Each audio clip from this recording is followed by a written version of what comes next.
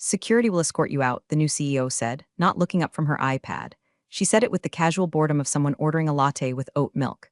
I didn't move. I didn't blink. I just stood there, clutching a manila folder that weighed less than a pound, but carried enough radioactive material to turn this entire C-suite into a crater. But before I tell you about the bomb in the folder, you need to understand how the fuse was lit. You need to understand who I am, and more importantly, who they thought I was. My name is Kelly. For 12 years, I've been a ghost. My official title was Senior Lead of Operational Compliance, which is corporate speak for the person who makes sure we don't get indicted. I worked for a multinational logistics giant, the kind of company that moves everything from medical isotopes to fidget spinners across borders without getting flagged by customs. Under the old founder, Mr. Henderson, the company was boring. Boring is good in logistics. Boring means your packages arrive, the SEC doesn't raid your office, and your shareholders sleep at night. Mr. Henderson was a man who wore the same gray suit for 30 years and believed that a clean audit was better than a viral marketing campaign. He respected the rules. He respected me. Then Mr. Henderson died. The vacuum he left was filled not by his careful, seasoned deputy, but by the board's new darling, Madison. Madison was 36, had a shiny MBA from a school that costs more than my house, and spoke exclusively in buzzwords. She didn't care about supply chains. She cared about synergy and disrupting the narrative. She walked in on day one wearing Louboutins that clicked against the marble floor like a ticking clock, followed by an entourage of consultants who looked like they'd been cloned in a lab that specialized in hair gel and overconfidence. The change was immediate and violent. It wasn't just a leadership change. It was a cultural evisceration. The muted beige walls were painted a stark, aggressive white. The quiet hum of productivity was replaced by the frenetic energy of brainstorming sessions that accomplished nothing but generating empty whiteboard diagrams. I watched it all from my office in the corner of the 14th floor. I'm invisible to people like Madison. To her, I was just legacy staff. I was furniture. I was a relic of the Henderson era, probably clinging to a pension and a Rolodex. She didn't know that my silence wasn't submission, it was data collection. See, in my line of work, you learn to listen more than you speak. You learn that the loudest person in the room is usually the one with the most to hide. Madison was very, very loud. She held town halls where she talked about trimming the fat and pivoting to a tech-forward identity. We're a shipping company, Madison. We own trucks and planes. We aren't a bewildered app startup. But she didn't want to hear that. This is probably a good time to pause and say, if you're enjoying this deep dive into corporate wreckage, do me a favor and hit that subscribe button and leave a like. It really helps the team get these stories out there. And honestly, it costs you less than the severance package I was about to fight for. Okay, back to the disaster. 3 months into her tenure, the firing squad started. It wasn't dramatic at first, just quiet disappearances. The VP of North American Ground Transport, gone on a Friday, email deactivated by Monday. The head of customs brokerage, retired unexpectedly to spend more time with a family he hated. Madison was bringing in her own people. That's standard corporate rating, sure. But these new hires were wrong. I started noticing it in the vendor approval logs. My department, compliance, is supposed to vet every new partner. We check for sanctions, we check for conflicts of interest, we check for financial stability. Suddenly, requests were bypassing my desk. I'd see a new invoice for a consulting firm based in the Caymans that had been approved directly by the CEO's office. I'd see IT contracts awarded to companies that had existed for less than a week. I went to Madison's right-hand man, a guy named Tyler who wore vests and never made eye contact. Tyler, I said, holding a printout. This vendor for the fleet GPS upgrade. They don't have a DUNS number. They don't have a website. Who are they? Tyler laughed. Dry, dismissive sound. Kelly, you're thinking too logically. We're moving fast. We don't have time for the red tape. Madison approved it. Just file it. It's not red tape, Tyler. It's federal law. If we're moving hazardous materials, our tracking partners need to be certified. We're pivoting, he said, turning back to his 3 monitors. Just file it, Kelly, or we can find someone who will. That was the first threat. It was subtle, but it was there. Get on board or get out. Most people would have backed down. Most people would have polished up their LinkedIn profile and started looking for golden parachute. But I'm not most people. I felt a cold, hard knot form in my stomach. It wasn't fear. It was the sensation of a predator noticing a shift in the wind. I went back to my office and closed the blinds. I logged into my terminal, and I started doing what I do best. I didn't just file it. I documented it. I started a shadow log. Every time they bypassed a protocol, I noted it. Every time they ignored a regulatory flag, I saved a copy of the override command, time-stamped and digitally signed. They thought they were stripping the company for parts, selling off the boring, profitable logistics arms to fund their flashy tech initiatives. They thought because they had the titles, they had the power. But they forgot one thing: the higher you climb, the more unstable your footing becomes if you don't check the foundation. And I was the one holding the blueprints to the foundation. I sat there, watching the sun dip below the skyline of the city, reflecting off the glass tower that Madison thought was her kingdom. I lit a cigarette. Yeah, I know, you can't smoke indoors anymore, but I knew exactly where the smoke detectors were and how to disable the one in my office without triggering a building-wide alarm. Another perk of being the person who wrote the safety protocols. I exhaled a thin stream of smoke and watched it dissipate against the air vent. Okay, Madison, I whispered to the empty room. You want to modernize? Let's see how modern your prison sentence looks. I didn't know it then, but I was already holding the weapon that would end her. It wasn't the files on my computer. It was the plastic ID badge clipped to my belt loop. The one with my unflattering photo from 10 years ago. The one Madison had sneered at in the elevator because the laminate was peeling. She had no idea what that badge could do. The atmosphere in the office shifted from toxic to radioactive over the next 4 weeks. Madison wasn't just incompetent, she was actively dangerous. Her strategy seemed to be based on the idea that if you moved money around fast enough, nobody would notice it was disappearing. The first major red flag that something catastrophic was coming wasn't a spreadsheet, it was the coffee machine. For 20 years, we had a contract with a local vendor who stocked the break rooms with decent, fair trade coffee. It was a small perk, but it mattered. One Monday, the machines were gone. In their place were sleek, app-enabled dispensers that required you to scan a QR code, and I kid you not, watch a 15-second internal branding ad from Madison before it would dispense a cup of lukewarm sludge. It's about engagement, the internal memo said. Every cup is a touchpoint with leadership. I stood there, watching Madison's face on a tiny LCD screen talking about paradigm shifts while I waited for my caffeine, and I realized, she's broke. The company isn't making money. She's cutting the coffee budget to pay for the consulting fees. I went back to my desk and pulled the quarterly projections. They were hidden behind 3 layers of password protection now, but again, I'm compliance. I have master keys to digital doors they don't even know exist. I opened the file. The numbers were bleeding red. The core logistics business, the boring stuff that actually paid the bills, was down 18%. Why? Because Madison had fired the veteran dispatchers and replaced them with an AI algorithm that was currently routing refrigerated trucks of insulin through the Arizona desert in July. But the real kicker came on a Tuesday afternoon. An email landed in my inbox with the subject line, "Structural realignment, streamlining compliance." I didn't even have to open it to know what it said.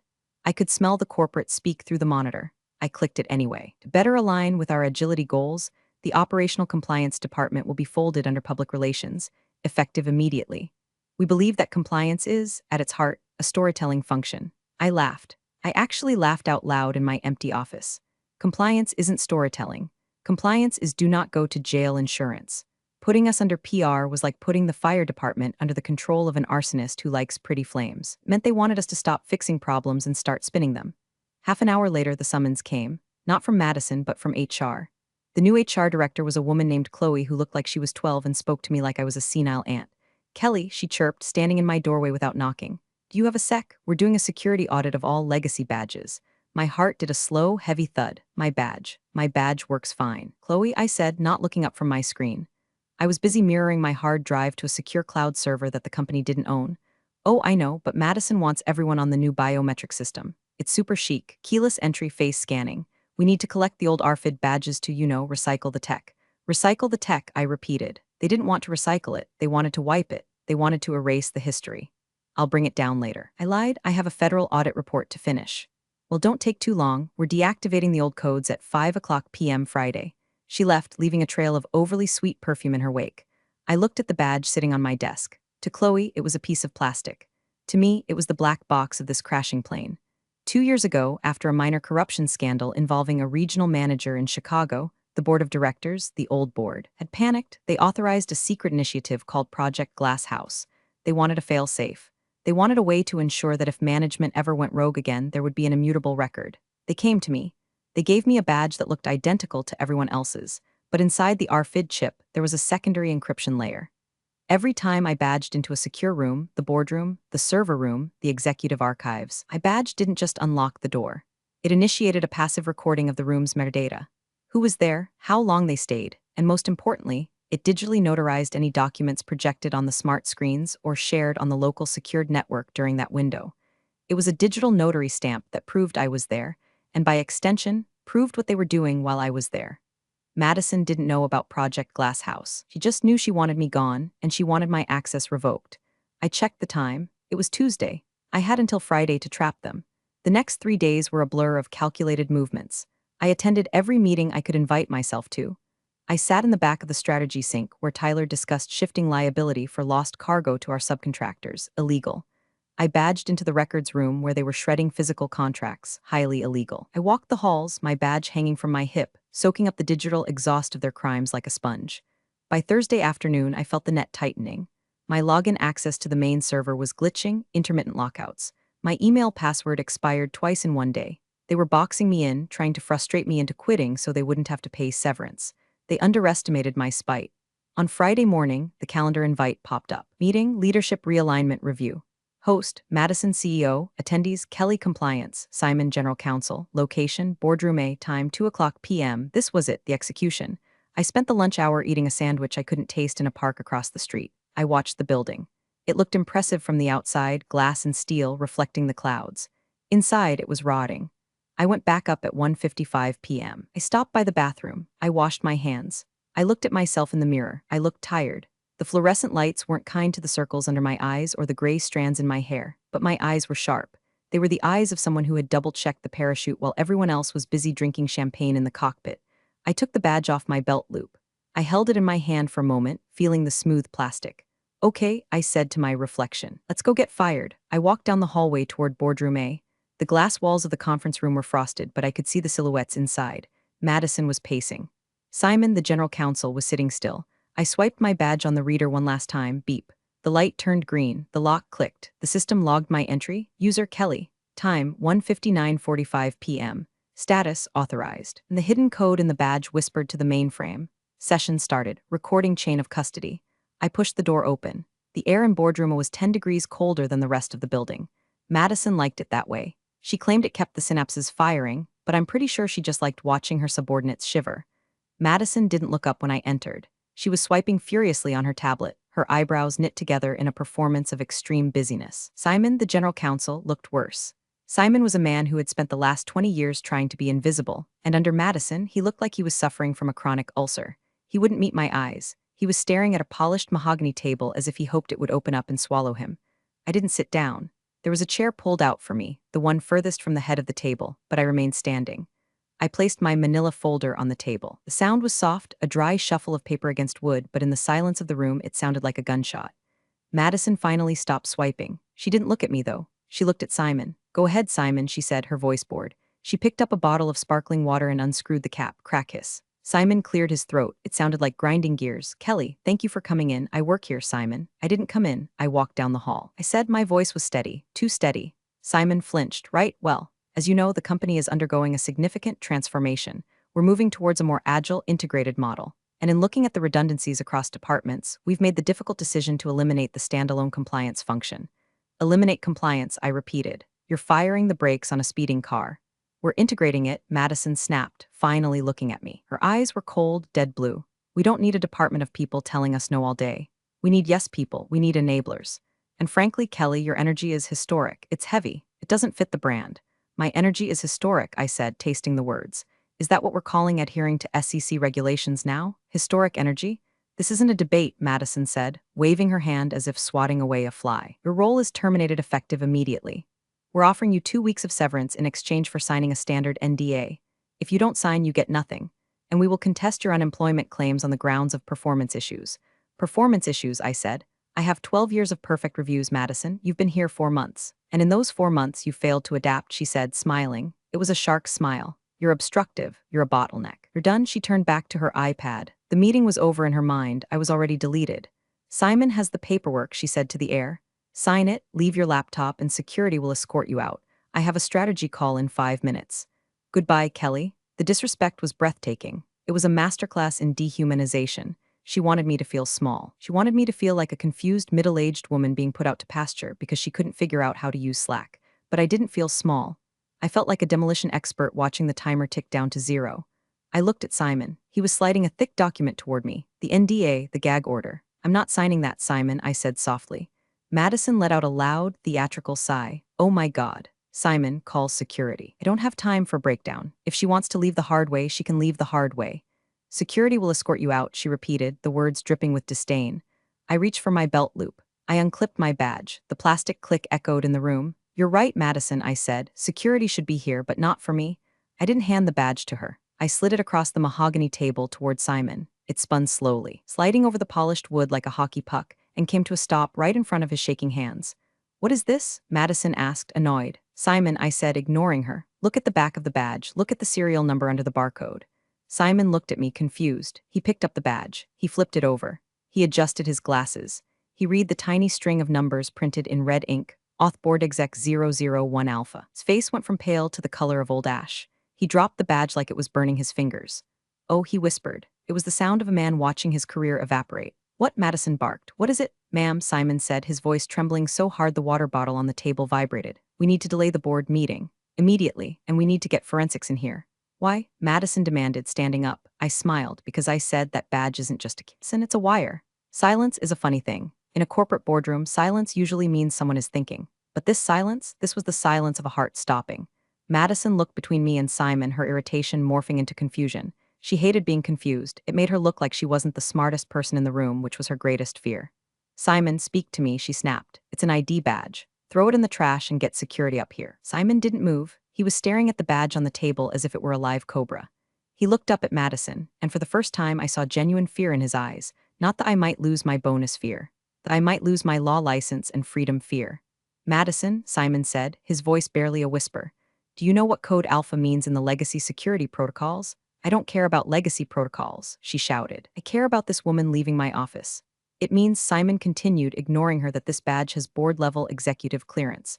But more than that, it means it's a roving audit device." He looked at me. "Kelly, how long has this been active?" "Since the day Mr. Henderson died," I said calmly. "The audit committee reactivated Project Glass House. They didn't trust the transition. They wanted eyes on the ground. I'm the eyes." Madison laughed. It was a shrill, nervous sound. "You're lying? That's sci-fi bullshit. You're a compliance officer, not James Bond." "Check the metadata, Simon," I said. "Scan it right now. You have the reader on your laptop." Simon's hands were shaking as he pulled a small USB scanner from his bag, standard issue for legal, usually used for verifying visitor passes. He plugged it in. He swiped my badge. His laptop screen populated with a waterfall of data, green lines of text scrolling faster than the eye could read. "What is that?" Madison asked, walking around the table to look over his shoulder. "Logs," Simon said, his voice dead. "These are entry logs, but—" "Jesus, Kelly, look at the file sizes. Open the folder marked current session," I instructed. Simon clicked. A window popped up. It showed the current date, the current time, and a list of active files. Audio trace active. Doc notary sync. NDA termination draft V4.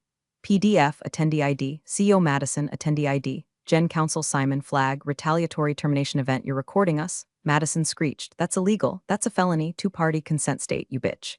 "Actually," I said, leaning back against the wall, enjoying the show. "Check your employment contract, Madison." Section 14, Paragraph B. "All executive meetings occurring on company property are subject to internal monitoring for quality and compliance assurance. You signed away your expectation of privacy the day you took the job. Mr. Henderson put that clause in 20 years ago to catch people stealing staplers. You just used it to hang yourself." Madison turned purple. "I am the CEO. I can override that." "You can override future policies," Simon corrected her, slumping in his chair. "You can't override a board directive that predates your employment. And you certainly can't override the chain of custody on a device designated as a federal audit tool." Simon looked at me with a mix of horror and grudging respect. "You didn't just log this meeting, did you?" "I've logged everything, Simon," I said, "for 4 months. Every time I walked into a room where you were discussing how to bypass customs regulations, logged. Every time Tyler bragged about paying off that inspector in Miami, logged. Every time you, Madison, approved a vendor payment to that shell company in the Caymans from your personal iPad while connected to the boardroom Wi-Fi." My badge picked up the packet handshake. It verified the device ID. Madison froze. The color drained from her face so fast she looked like a marble statue. "The Caymans?" she whispered. "Oh, did you think encrypted meant invisible?" I asked. "Creates a digital footprint. And when you're in a room with a Class Alpha audit device, that footprint gets stamped, sealed, and uploaded to a server that you don't have the password for." I pointed to the manila folder I'd placed on the table earlier. "That folder isn't my severance paperwork, Madison. That's the index." Madison stared at the folder. She reached out a hand, her fingers trembling, and flipped it open. It wasn't thick, just 10 pages, but it was enough. Page 1, a summary of unauthorized vendor payments totaling $4.2 million. Page 2, transcripts of conversations regarding the illegal firing of protected veteran employees. Page 3, a timestamped log of Madison instructing IT to delete subpoenaed emails. This is," Madison stammered, "evidence I finished for her. And here's the best part. I didn't just save it to my hard drive. Remember that glitchy server connection I had all week? That wasn't a glitch. That was the system uploading the entire terabyte of data to the external audit firm the board retains. The one in Switzerland. I checked my watch. It's 2:15 p.m. The upload completed at 1:55 p.m. The automated alert has already been sent to the chairman of the board. He's probably reading the summary right now. Madison looked at Simon. Fix this. Fix this now. Simon closed his laptop. He took off his glasses and rubbed the bridge of his nose. I can't fix this, Madison, he said. The toothpaste isn't just out of the tube. The tube has been launched into the sun. I'll fire you too, she screamed. I'll fire everyone. You can't, I said. Because as of 20 minutes ago, when I formally triggered the whistleblower protection protocol by handing over that badge, I am the most protected employee in America. And if you fire Simon, he becomes a witness. I pushed off the wall and took a step toward the table. So I said, about that security escort, I think we should call them. But I don't think they're going to be escorting me. The silence in the room broke with the buzzing of a phone, then another, then a third. Madison's iPhone, lying face up on the table, lit up. Caller ID Chairman Vance. She stared at it. She didn't pick it up. You should probably answer that, I suggested helpfully. He hates going to voicemail. Madison snatched the phone and hit decline.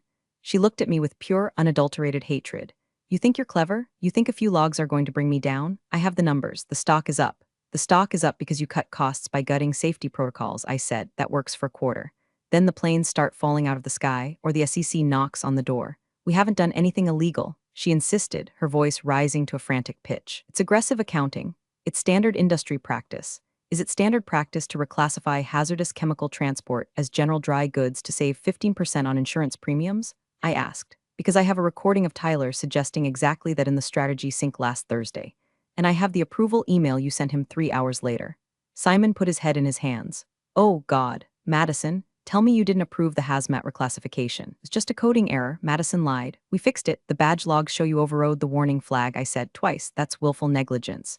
In the logistics world, that's not a firing offense, Madison. That's a go to federal prison for 10 years offense.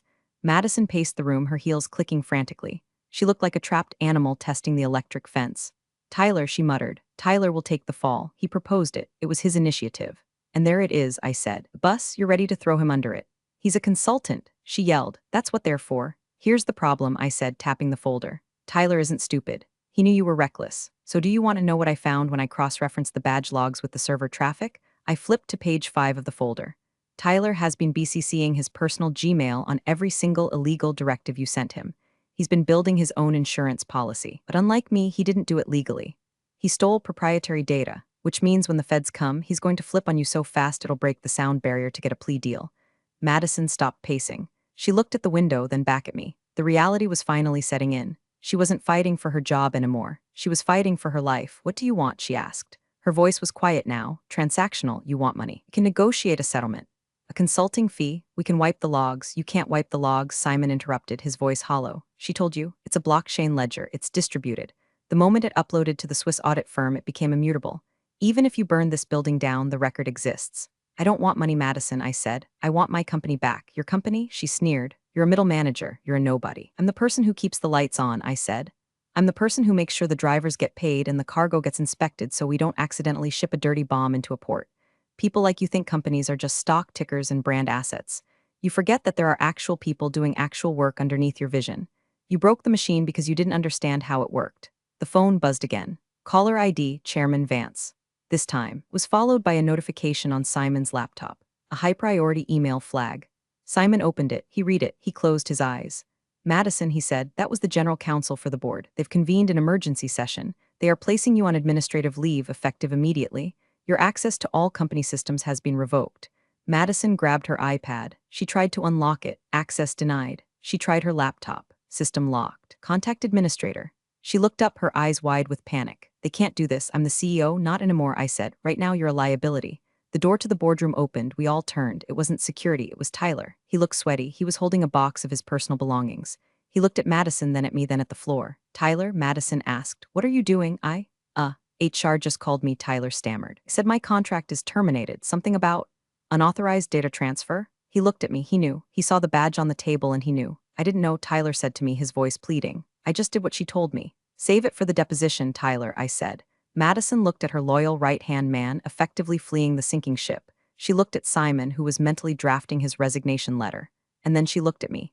You ruined everything. She hissed, we were going to be a unicorn. We were going to go to the moon. Madison, I said, picking up my manila folder. This is a trucking company. We drive on the road, and you were driving drunk. The elevator dinged down the hall. Heavy footsteps approached. Now, I said, I think that's the security escort.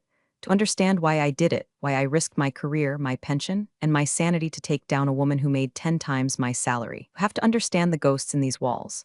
10 years ago, this company almost died. Not from a bad quarter, but from rot. A regional VP in the Midwest was running a kickback scheme with a construction firm. He was skimming millions, cutting corners on warehouse safety. Then a roof collapsed in the city. 2 men died. One of them was 22 years old. Mr. Henderson, the founder, was devastated. He was a hard man, but he was a fair man. He flew to the city. He met the families. He paid for the funerals out of his own pocket. And when he came back, he called me into his office. I was just a compliance analyst then. I thought I was getting fired. Kelly, he had said, looking out the window at the gray city rain. We failed. I failed. We got too big and we stopped watching. We can implement tighter audits, sir, I had said. Audits are paper, he replied. Paper can be forged. I need a conscience. I need someone who isn't interested in being friends with the executives. Someone who cares more about the truth than the stock price. That was the day Project Glass House was born. It wasn't just a surveillance program. It was a covenant. The badge wasn't just a piece of tech. It was a badge of office in the truest sense. I became the designated keeper. The board granted me a specific charter to protect the integrity of the company operations against all threats, internal and external. I took that oath seriously.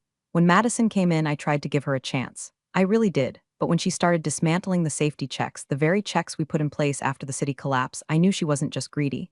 She was erasing the memory of those mistakes. She was setting us up to kill someone else. Back in the present, the boardroom was getting crowded. 2 large security guards, the actual security team. The guys who knew my name and asked about my cat stood in the doorway. Miss Madison, the lead guard, Frank said. His face was stone. We've been instructed to escort you to the lobby. You are not permitted to return to your office. This is ridiculous, Madison shouted. I need my purse. I need my keys. Your personal effects will be boxed and mailed to you, Frank said. Please come with us.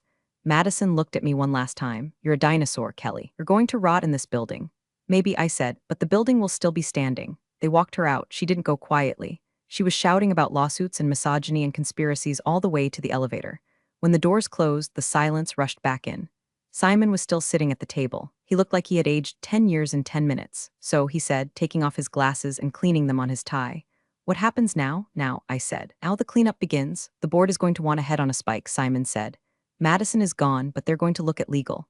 They're going to ask why I didn't stop her. You were intimidated, I said. She created a hostile work environment. You were afraid of retaliation. That's the narrative, Simon. Stick to it. He looked at me, surprised. You're helping me? I don't care about you, Simon, I said honestly. You're weak, but you're not malicious. Madison was the cancer. You were just the infected tissue. If we cut her out, maybe the rest can heal. Besides, you know where the bodies are buried. If they fire you, we lose the institutional knowledge of the last 4 months. I need you to help me decode her files. Decode? She used a private encryption key for the Project Phoenix files, I said. The files regarding the asset liquidation. You have the key, don't you? Simon hesitated. Then he nodded. I have it. Good. Because the auditors are going to be herein? I checked my watch. 45 minutes, and I want to have a roadmap ready for them. I picked up my badge from the table. I clipped it back onto my belt loop. It felt heavy. It felt right.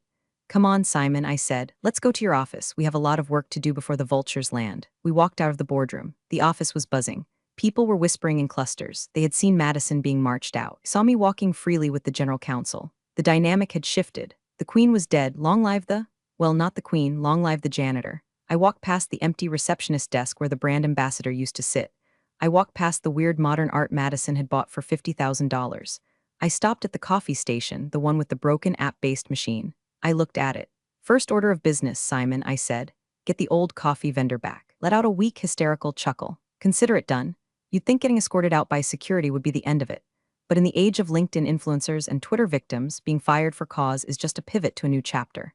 By the time I got home that night, after 6 hours of briefing the external auditors and watching them sweat through their shirts, Madison had already launched her counteroffensive. My niece texted me a link. Aunt Kelly, is this about you? I clicked it. It was a Medium article, cross-posted to LinkedIn, titled, Silenced by the Old Guard, How Traditionalism Kills Innovation. It was a masterpiece of gaslighting. Madison painted herself as a martyr, a visionary woman struck down by a patriarchal, obsolete corporate immune system that refused to modernize. She didn't name me, but she described a toxic, entrenched mid-level bureaucrat who weaponized administrative loopholes to sabotage progress. It was trending. The comments were full of "you go, girl," and disruptors always face resistance. She was controlling the narrative. The next morning, the board was panicking. She's killing our stock price, Chairman Vance shouted over the speakerphone in the executive conference room. The market thinks we're in chaos. They think we just fired a visionary because we're afraid of change. Need a statement, we need to discredit her.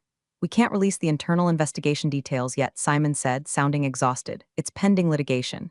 If we leak the fraud evidence, she sues us for defamation before we can prove it in court. So we just let her trash us? Vance demanded. I sat at the end of the table. I was drinking coffee from the old machine, which we had miraculously reinstalled that morning. It tasted like victory and burnt beans. You don't need to leak the fraud, I said. The room went quiet. We need to leak the hypocrisy. What do you mean? Vance asked. Madison is selling a story about being a champion of the people, right? A modern leader who cares about the workforce, right? Simon said. Well, I said, opening my laptop. It turns out my badge picked up some very interesting audio during her private lunches in the executive suite. Specifically, her comments about the workforce she claims to champion. I played the file. It was crystal clear. The sound of silverware on china. And then Madison's voice, unmistakable and sneering. God, looking at the staff directory is like looking at a casting call for The Walking Dead. Can we just find a way to fire everyone over 40 without getting sued for ageism? They smell like mothballs and failure. Just cut their benefits, make them miserable. They'll quit. The silence in the conference room was absolute. And here's another one, I said. From the day she cut the safety budget. Who cares if the trucks need new tires? If they crash, insurance pays out. It's actually better for the bottom line if a few of the old fleets get totaled. We can write them off. Chairman Vance cleared his throat. You have this on tape, digitally signed, time-stamped, and legally admissible, I said. It's not defamation if it's a direct quote. Release it, Vance said. Leak it to the logistics trade journals. Leak it to the internal company blog. Let the employees hear what she really thinks of them. I already have a draft ready, I said, but there's one more thing. What? She's announcing a new startup venture today, I said. According to her Twitter, she's soliciting investors, so, I smiled. I think the SEC might want to see the files regarding where her seed money came from. Remember those consulting fees to the Caymans? I traced the shell company. The sole beneficiary is a trust listed under her maiden name. She embezzled? Simon whispered. She didn't just embezzle, I said. She stole from the company to fund her next company. That's not just a firing offense. That's grand larceny. Do it, Vance said. His voice was cold iron. Bury her. We released the audio tapes at noon. By 2:00 p.m., Madison's victim narrative had collapsed. The internet, fickle beast that it is, turned on her instantly. The comments shifted from "you go girl" to "you monster." The hashtags changed from "hash I stand with Madison" to "hash mothballs and failure." By 4:00 p.m., the news broke that the SEC had opened a formal investigation into her finances. I sat in my office, my real office, not the PR closet she tried to move me to, and watched the news.